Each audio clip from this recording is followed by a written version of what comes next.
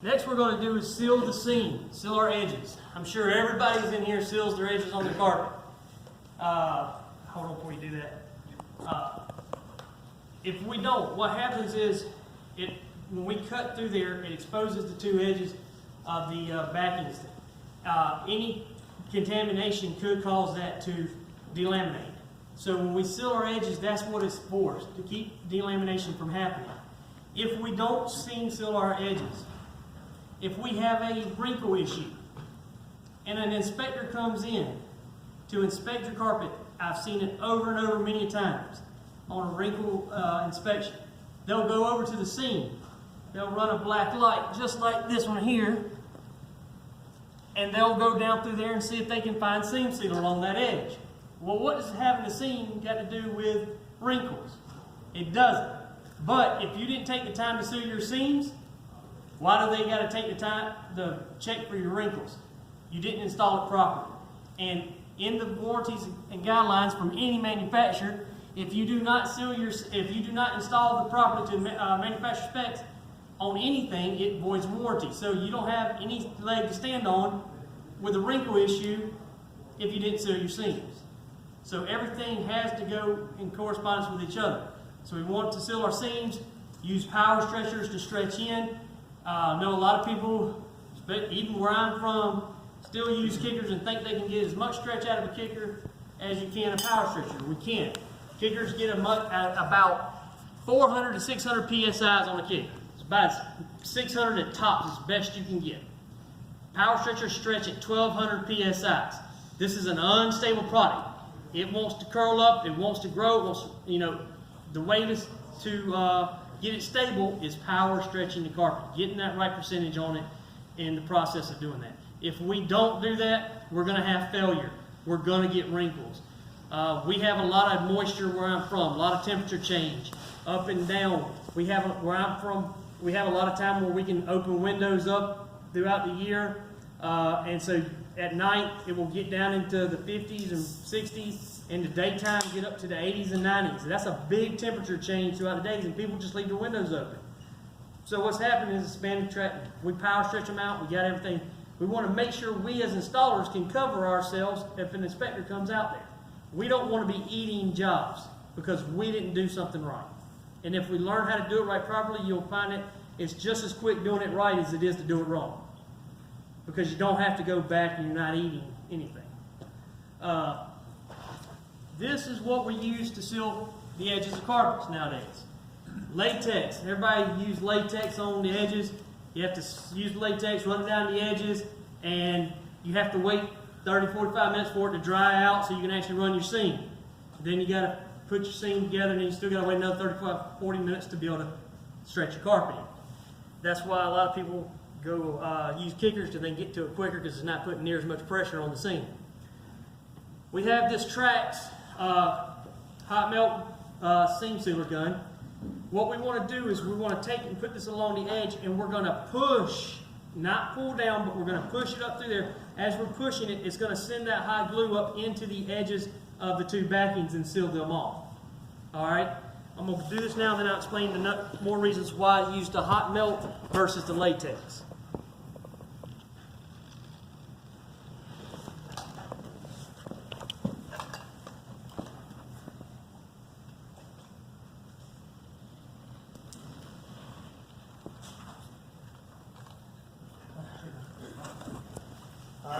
And as you see, when that inspector comes out, this is what he's looking for. You see how that glows along that edge? That means we sealed that edge. That means we're not having to worry about delamination along that seam. We're not worried about if it gets wet, whatever, it's going to come apart at our seam. We're protecting ourselves there. Can you show it on that other piece so we can see? Oh yeah, sure. See how it lights up along that edge? All right, give me another piece that doesn't have it. Give me one of them edges, a little small piece, and I'll show you. It doesn't light up the same. Okay. See there how it doesn't? Come on, light. There we go. See how it doesn't really glow like it does here? You can really see it brightens up down through there. That's going to save you a lot it takes 2 seconds. I mean, it really just takes 2 seconds to run up and down seams. It doesn't cost that much more time. And you should do it on all carpet. All carpets. Fuzzy or loose. How long? Fuzzy or loose. What's that? How long you have to wait? I'm ready to go. Okay. I'm ready to go now. See how much quicker that is? We ain't waiting for that latex to dry. I'm ready to go now. That's going to dry really quick, and we can go. All right. Seaming tapes, industry standards at Carpet Rugging Institute says we have to use at minimum, at least a 2 3/4 wide seaming tape. That is the bare minimums that you can get away with on a seaming tape. This is a 3-inch seaming tape. This is what I use day in and day out. It's a little bit more expensive, but I'm going to get a good solid bond. My seams are never coming apart. People are going to walk across it, roll across it, whatever. I'm not worried about my seams when I leave the job. I never will. If something happens, they're not going to rip over there and rip it apart. I'm going to get good adhesion. I'm going to get good bond. I'm never going to have an issue. You go with smaller tapes, sometimes they profile a little bit more. I like the 3-inch wide tape. This is Trax S50. I use it all the time. I like the white, not the amber. The ambers smoke a lot more than the white ones do. Okay? That's why we're using the white. Not that they can get better, you can get a better bond with them, but they smoke less. And this consumer, she likes her house not to be all smoked up. She likes it to not think her house is on fire. I used to use a lot of the ambers on mine, and I was constantly setting off fire alarms in the house. Or in the fire department showing up going, why's the alarms going off? Well, we're running a seaming iron, it's smoking and it's lighting them up. So we found with the white, we don't have that issue. I've not had, since I've been gone to the white, I've not had the fire department show up yet. It's a good thing. This is the Trax Bluefin seaming iron. Reason I'm using it versus any other iron that's out there, I've found with the Trax Blue Iron, I've been using it for over 1.5 years now. It maintains the temperature that we're seaming at. All right, these are low melt seam tapes. We don't want to run them on 4.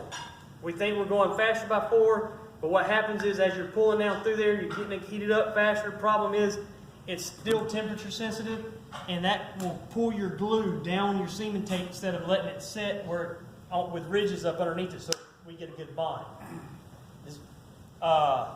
This one only fluctuates 10 to 20 degrees up and down.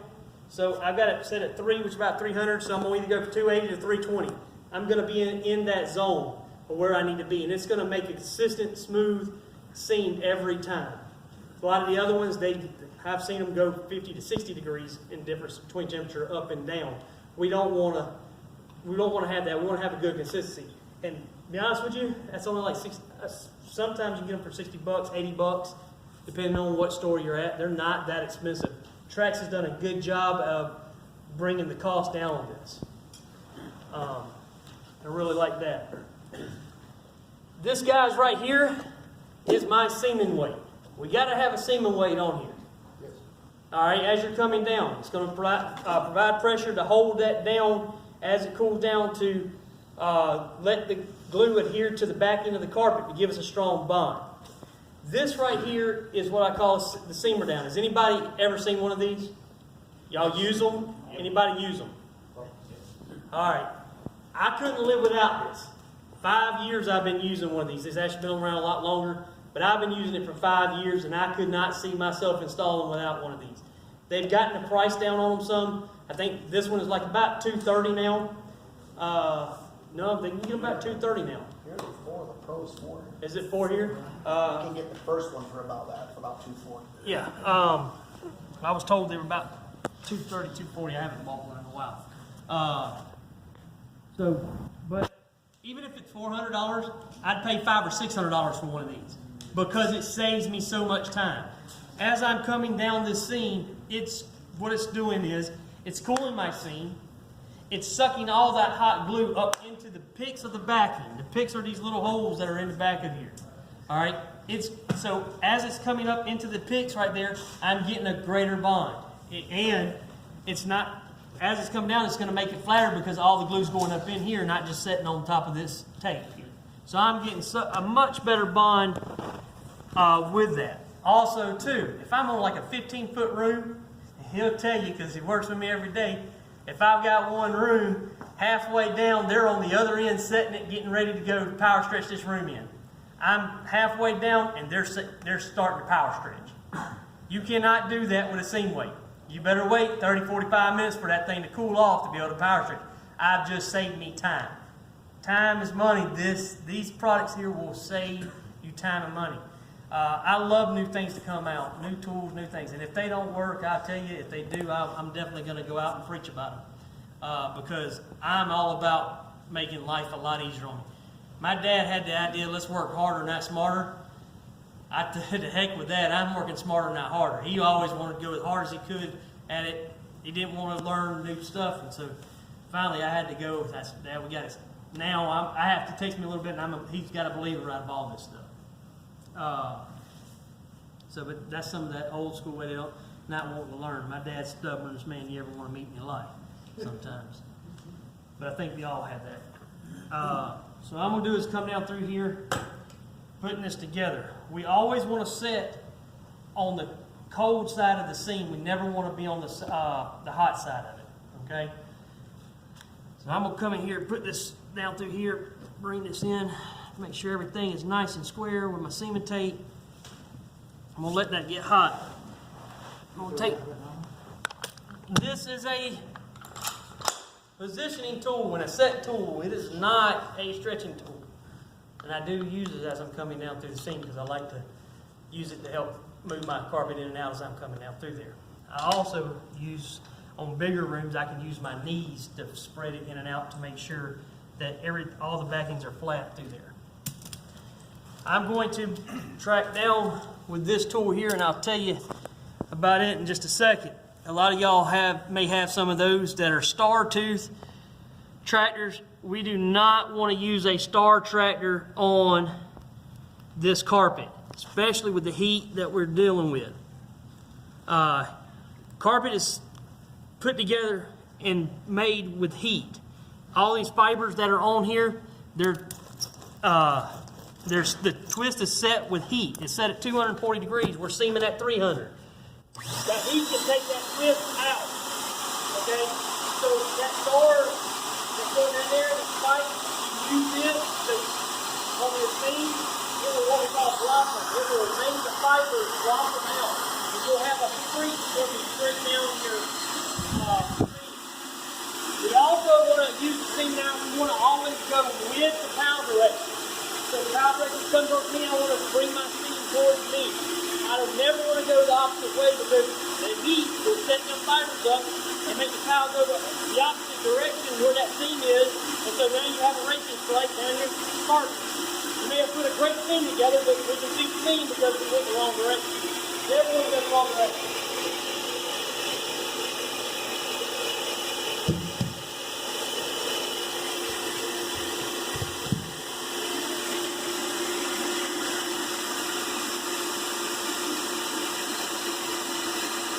Here, make sure everything looks good. Take my 50-foot tractor down, come down through there, turn that back on. It's a little loud, but you get used to it after a while.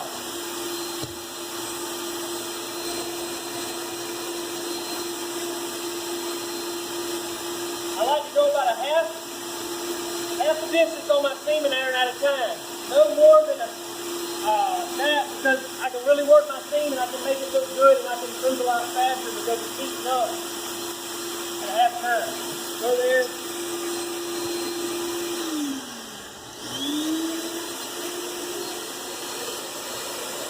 Go down a little bit. Get it together there.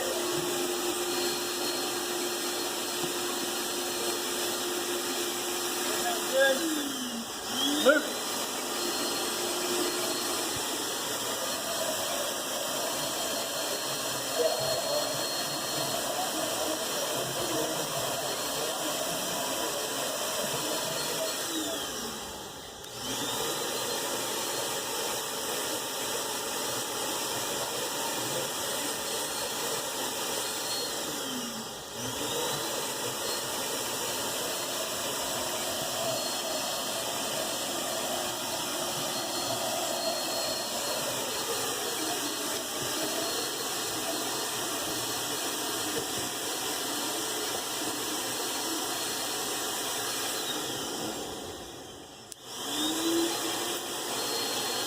tool here is not for blending your carpet.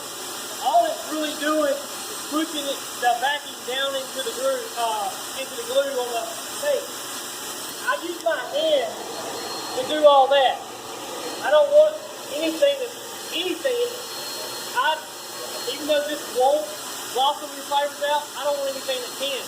So I'm going to use my hand to always make sure as I'm going down through there, I got a nice pretty seam as I'm going through there. We're seaming over wood. The good thing about seaming over wood is, if I had to take extra time to go down through there, I don't have to worry about it overheating my seaming tape. Okay, I can get a little bit of extra time out of it. If you use some of the difference tapes other than tracks, you will find that it will, if it sits there too long, it'll start shrinking up on you. And then it starts making for a real nasty mess really, really quick. Everybody experienced that in life? I have. It is not fun. Then you have to go back and redo your seam, and nobody likes doing that. But if we put a board underneath there, that board will take and dissipate some of that heat out from there, and will allow you to take a little bit extra time coming down through there to make a better seam. If we take a little bit extra time, we are going to get the better seams. We're going to get a better quality job, and at the end of the day, the better we do, the more money we can ask for it, because that's what it's all about. If we're out there making horrible seams and stretching in carpet, nobody's going to want to pay us good money to get the stuff. I had people tell me the other day, especially with this stuff, you understand why they're going to give this stuff to the good people, not because it's harder to do, because they want their other guys to get better. If they're going to give them this gravy job, using that assembly, they're going to give them the gravy this, the good stallers that, and then we'll say, when you get your standards up, then you can get the gravy jobs. Because this is gravy compared to this. So we just done that whole seam. We still, if we were doing this as a room, we would still have to tack strip everything around. We'd still have to secure pad, cut it all in, the pad, secure it all in, whether stapling or gluing it down. We'd have to stretch it all in with power stretchers and everything, then go back around, cut it all in. There's still a whole lot more process involved in doing this area after we do that on a traditional carpet. And you'll see with this over here, how we're going to eliminate a lot of those steps, and we're going to be able to install it so much more quicker. We can jump in a new construction, new application, we can cut the installation time in half. In half on a new installation. If, we cut a third of the time on an existing installation with the new product. It is amazing stuff.